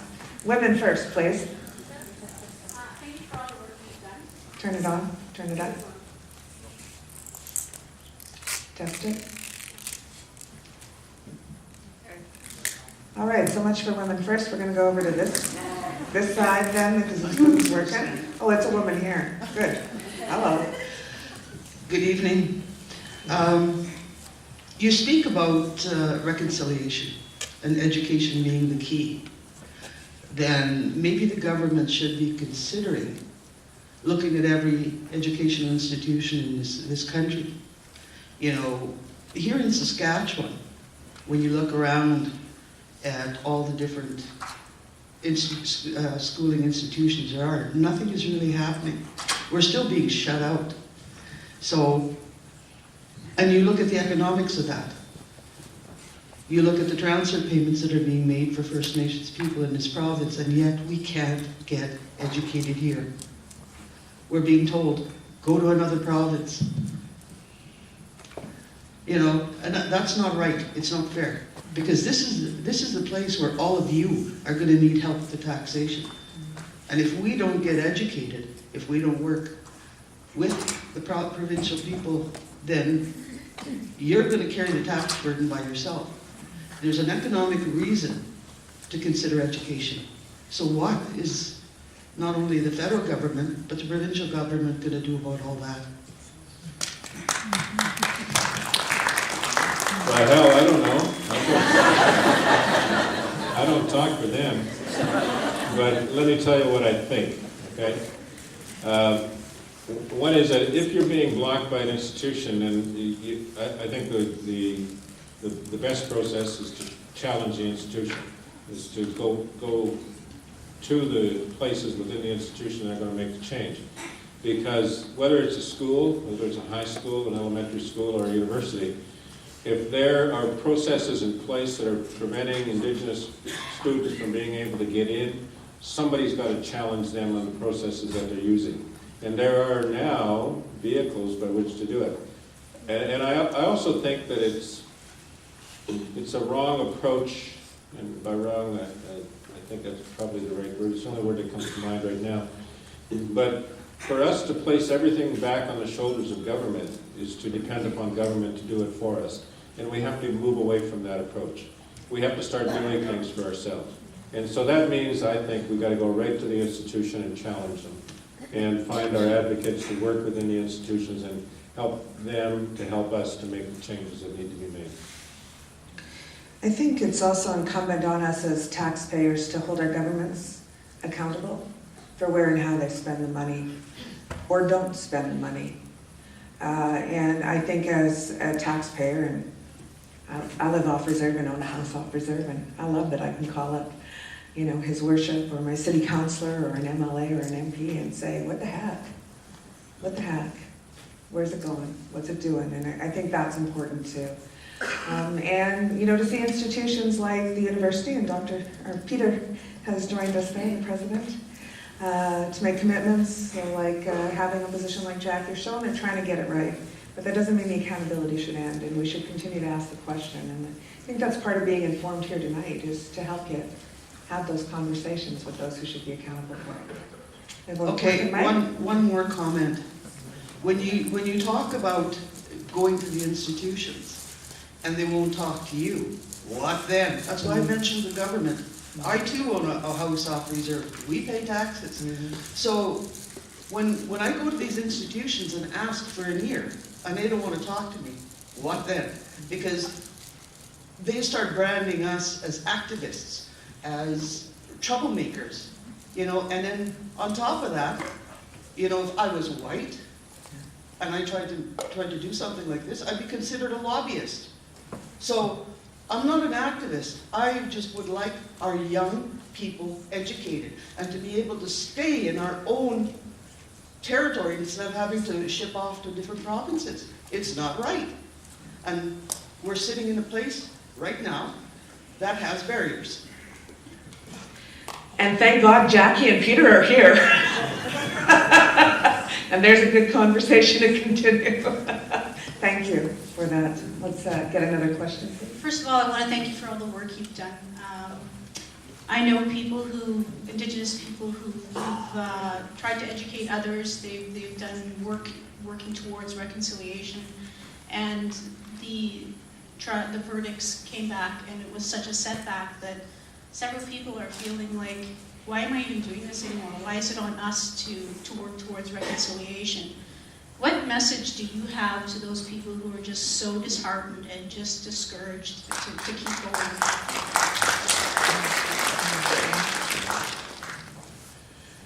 Well, you know, when you make a commitment to doing things to fix issues like this, you have to be prepared to be in it for the long haul. And I know that there are things that'll set you back and make you question the wisdom of your efforts. And I've experienced that. I don't want you to think that this crusade that I've been on for 40 or 50 years now is something that's been without hiccups. But whenever I've felt a little disheartened or at a point where I wondered if I was continuing to do the right thing, I always went and talked to elders. I went to ceremony. I sought advice from those who were smarter than me and asked about what help I could get that would give me the strength to go back each day and fight these battles. Because you cannot do it alone. You cannot do it without the spiritual, mental, and physical strength that you need in order to be able to do it properly. When we started out the commission, I brought the other two commissioners together based upon my experience during the Aboriginal Justice Inquiry back in 1988, as well as my personal experience during the baby death inquiry in Manitoba, where I had to listen to months and months of testimony about how babies died and about how mothers reacted to babies dying and what people did and said to them. I found all of that to be emotionally very overwhelming, and I didn't always take care of myself. And so when I was first asked to do the commission at TRC, I turned it down because I didn't think I was capable of doing it anymore. I thought I'd lost my sense of confidence in my ability to do it. And so I wondered whether or not it was the right thing for me at that point in time. But when it stumbled, as it did, with the first set of commissioners, and then I was called again to ask to reconsider. I discussed it with people who were both spiritually and important to me, and asked them what they thought, and they told me to remember what it was like back in the AJI days and how we got through those difficult times. And so when I got the commissioners together, I said to them, you have to remember that this is going to be hard work, and we have to do 3 things. But first of all, we have to take care of ourselves. So you have to take care of your health, spiritually, mentally, and physically. So you've got to take care of yourself, because you're no good to anybody if you're in a hospital bed all the time. And then you got to take care of your family, because they're the ones who are going to see you through this the most, and they're the ones who are going to be affected by everything that you take home at the end of the day. And they need to understand, and they need to be able to give you that support that allows you to get up and get out of the house in the morning. And then you take care of the work. If you do those 2 things, take care of yourself and take care of your family, and involve all of the people that will help you do that, then you'll be able to get the work done. And that's been a very important part of my approach to this work at the TRC, and now my work in the Senate. Because, you know, if you think about it, going from heading up the TRC and on that tremendous high coming out of the TRC, and then the Prime Minister calls and says, I'd like to put you in the Senate. And I said, what? You want me to go where? But it was because there were things there that we wanted done. And so I was moved by that, but in addition to that, I was moved by the fact that it was an opportunity for me to continue the work that came out of the TRC. And Senate reform is important, but continuing this work with the TRC is important as well. Thank you. Got time for one more question over here? If you have to leave, Abe, go ahead. I'm going to keep him here as long as I can. Hello, I'd just like to say thank you for listening to me here. I'm an addictions counselor myself, and I hear a lot about intergenerational abuse and whatnot. And I am Charles Edward Mackay, originally from Red Earth Cree Nation, and I'm doing this on part to commend you on your part. When you said that someone shares my journey, my grandfather also is a residential school survivor, and he's the one that taught me forgiveness was there, because he showed me through forgiveness. He showed me through forgiveness that what he went through throughout all the abuses that he went through in residential school was part of his healing. When he said, when you were born, everything changed, and I had to change everything in my life in order for yours to get better. And with that being said, I share, I have, 3 daughters myself, and I changed, and I learned from my grandfather, because he's the one that showed me how forgiveness was important, humility was important, because throughout the time, I'll share something in Cree here, and it goes, Kawigats Kanekta Swasin, Kaigats Nutena Agawat Pasukuna Nikswasinutsi Nia, which means never awaken my anger for me, because this is going to be my anger that I'm going to take, and I do not want you to take it personally. Throughout the years of my life, ever since I come to my healing, those words were always in my mind and in my heart. But although, throughout, the years of my alcohol addiction and drug addiction myself, I had to learn how to cope throughout my lifestyle and change my lifestyle for my children, for the betterment of their lives. So with that, I commend you. And I was wondering, how I was going to start, but I just did, and thank you very much for listening.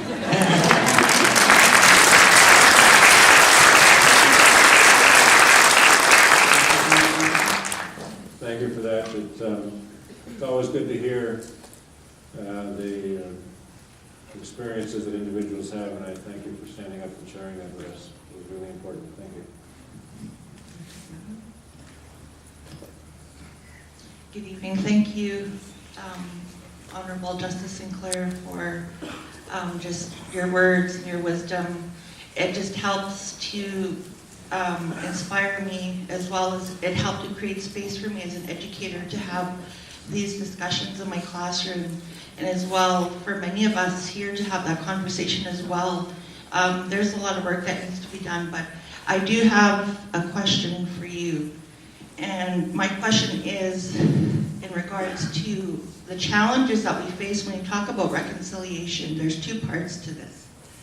The first part is, what would be more challenging, reconciling that relationship with Indigenous people and the rest of Canada, or reconciling that relationship between Indigenous people and their culture and their language?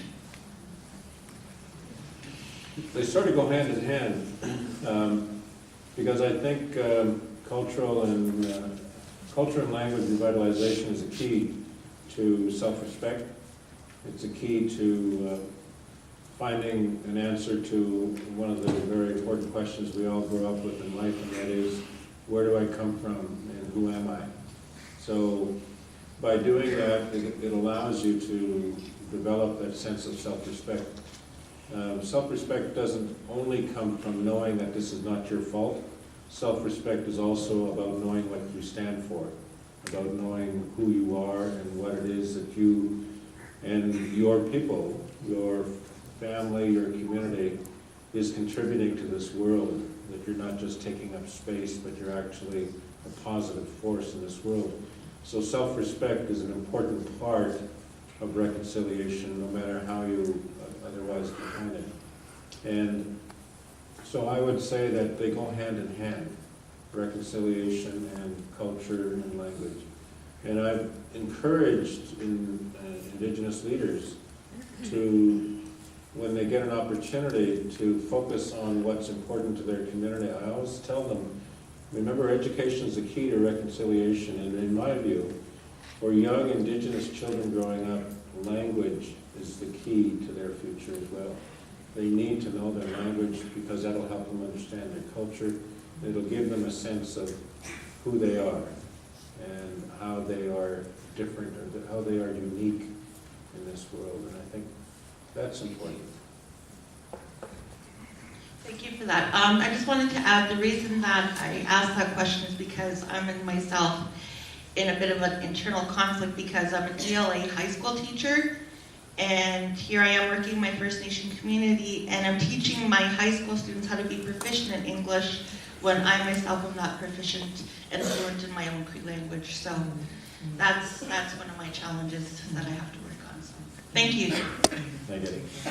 Thank you. We're going to do one more last question, and then we're going to say no to Mark. Thanks, Leanna. You know, I just want to offer some advice to support what you're doing, Senator. To the lady that talked about what do we do about institutions that aren't working together for our people.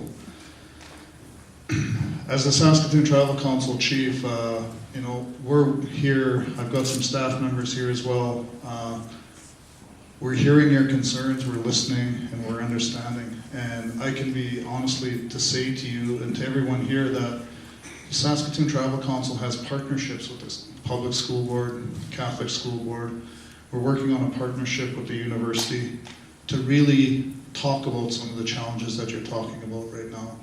And my door is open to the Saskatoon Tribal Council to come and see the supports that we can help with some of the concerns that you're addressing here tonight. And hopefully we can all work together to make this better for everybody inside of this room and inside of this province and inside of this city. So my door is open to our tribal council for anybody that wants to come and be part of this. And how can we help? I'll be a strong advocate for our young people, because I believe education is the key to everything that we do, and sustainability. And for me, I just want to really extend that out to yourself and to everybody here, that our door is open. We can help, and we want to help. Because as you said, as an Indigenous leader, It's time to step up. It's time to really do what we have to do for our people. And I just really want you to know, Senator, in closing, thank you for the last comments early on, but inside the city of Saskatoon, we have 70 plus organizations that are part of reconciliation. We have an annual walk that, I think we're in our 3rd year now, that has roughly, geez, I don't know how many people, 4,000 people. We encourage everybody in this room to be part of that walk on June 21st. Bring your families, bring your relatives. You'll see the difference that the city of Saskatoon makes in reconciliation. And I believe, and I always say this about our mayor and our council, they're a strong advocate for reconciliation, and standing alongside them and moving the needle of reconciliation. We are the leaders in this province, but I also believe in Canada because we are doing this together. So with that, thank you very much, Senator.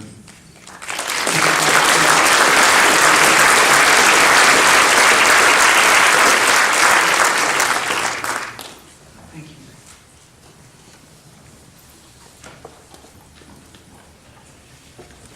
So on that note, I'm going to call you up in 1 minute and let you wrap things up. So I'll give you 30 seconds to prepare for that while I thank everybody here for coming tonight and participating in this conversation. I especially want to thank Senator Murray Sinclair on behalf of the Community Foundation. I'm glad that the Tribal Chief brought up the Rock Your Roots Reconciliation Walk on June 21st because as a token of the Saskatoon Community Foundation's appreciation for Senator Sinclair's presence here today, we have made a donation to the walk in his honor. And so I would like to present actually the acknowledgement of the donation as well as some artwork here for you, Senator Sinclair, as a token of our appreciation for appearing here.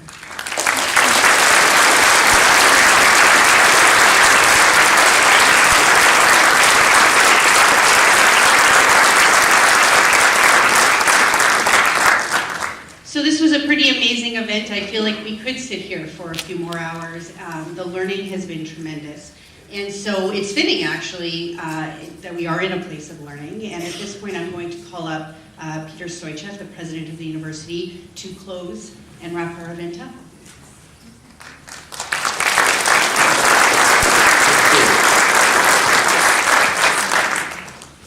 Thank you very much, Tiffany. And thank you, everybody, for being here. Senator Sinclair, it's an enormous privilege. You can tell that everybody in this audience feels this way. Chief Archon, thank you very much. Elder Louise Huff is here. This is an extraordinary community gathering. You can tell that this is a community that wants to build reconciliation. We had a Building Reconciliation Forum pretty well 2.5 years ago exactly to tonight at the University of Saskatchewan. There has been an annual one since then. The next one is going to be in next fall at the University of Victoria.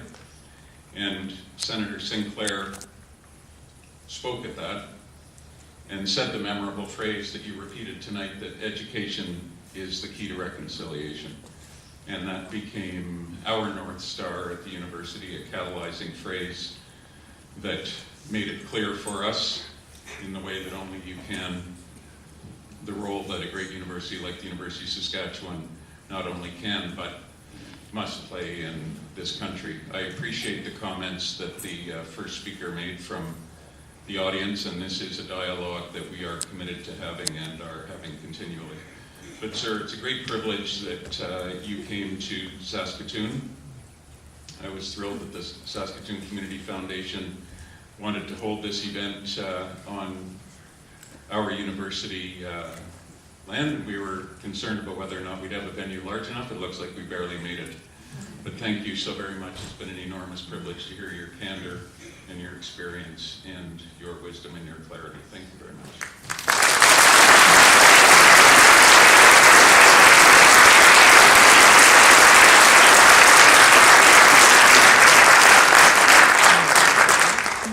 Thank you, everybody. It's been a privilege, and may the conversations continue in a good way.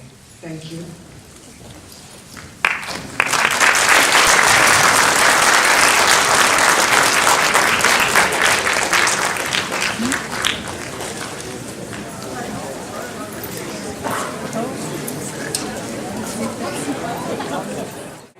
No. Good.